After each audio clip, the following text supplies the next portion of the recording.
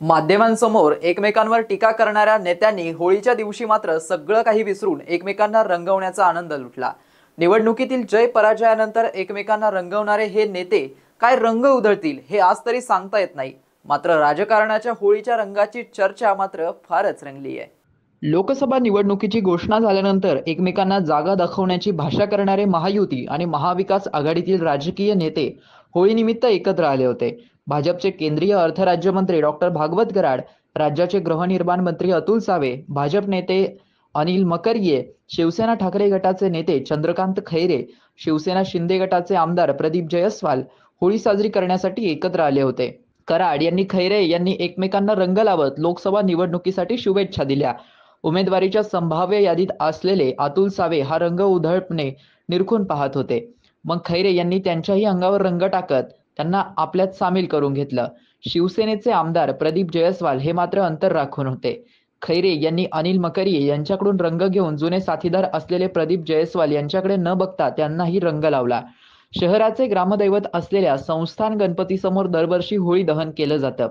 आतापर्यंत शहरात सर्वाधिक काळ सत्ता भोगलेल्या शिवसेना भाजप युतीने एकत्रितपणे होळी दहन करत एकमेकांवर मनसोक्त रंगांचे उधळण केल्याचं चित्र दिसत होतं। परंतु गेल्या 2.5 ते 3 वर्षात राज्यात घडलेल्या घडामोडी, पक्षांमध्ये झालेली फाटाफूट या पार्श्वभूमीवर अनेक वर्ष गळ्यात गळे घालून सोबत काम केलेले जिल्ह्यातील नेते आता एकमेकांचे कट्टर विरोधक झाले आहेत। मात्र हे राजकीय वैर विसरून होळी दहनासाठी कराड, खैरे, सावे, जयस्वाल सगळेच एकत्र आले होते। संस्थान गणपतीची आरती केल्यानंतर होळी दहन करताना या सगळ्यांनीच एकमेकांवर मनसोक्त रंगाची उधळण केली। एरवी माध्यमांसमोर एकमेकांची उनीधुनी काढणारे खैरे आणि कराड एकमेकांवर रंग उधळत होते।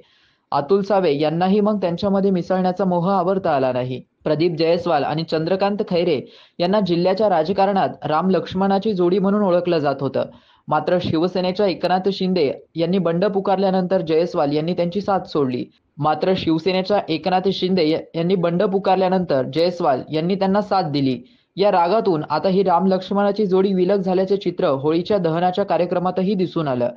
लोकसभेच्या निवडणूक जाहीर झाली असताना महायुती आणि महाविकास आघाडी या दोन्ही पक्षांनी आपले उमेदवार अजूनही घोषित केले नाहीयेत।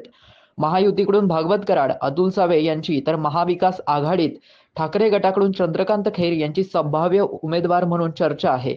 निवडणुकीतील जय पराजयानंतर एकमेकांना रंगवणारे हे नेते काय रंग उधळतील हे आज तरी सांगता येत नाही। मात्र राजकारणाच्या होळीच्या रंगांची चर्चा मात्र फारच रंगली आहे।